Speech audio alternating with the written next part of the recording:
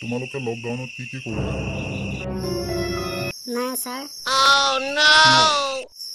Sir লকডাউনত সকলোবোৰ বন্ধ থাকে, সেইকাৰণে মই একো কৰিব নোৱাৰিলোঁ। হয় নেকি? তুমি কি কৰিলা? ছাৰ মই কৰিলোঁ। কি কৰি আনিলা? ছাৰ মই পাহৰি থাকিলোঁ নহয়। হয় নেকি? তোমালোকৰ আৰু কি মনত থাকে? কবিতা, তুমি কি কৰি আনিছা? মই কি ক'ম ছাৰ, বছৰত কেইটা মাহ আৰু কেইটা দিন তাকে পাহৰিলোঁ ছাৰ। ৰাকেশ আৰু ৰাজু, তোমালোকে জানানে বছৰত কেইটা মাহ? জানো ছাৰ। ৰাজু, তেনেহ'লে কোৱাচোন তুমি। ময়ো পাহৰিলোৱেই দেখোন।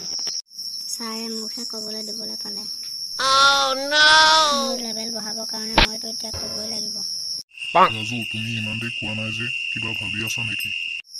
নাই ছাৰ, কৈ আছোঁ। ছাৰ এবছৰত 6 মাহ থাকে।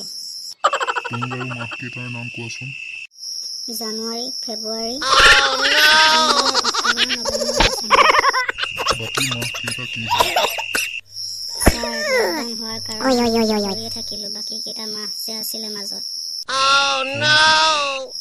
হয় ছাৰ। তেনেহ'লে অহাকালিলৈ বাকী মাহ কেইটা মনত পেলাই আহিব। দেখিছেই নহয় আপোনালোকে, লকডাউন হোৱাৰ কাৰণে ল'ৰা ছোৱালীহঁতে সকলোবোৰ পাহৰি গৈছে।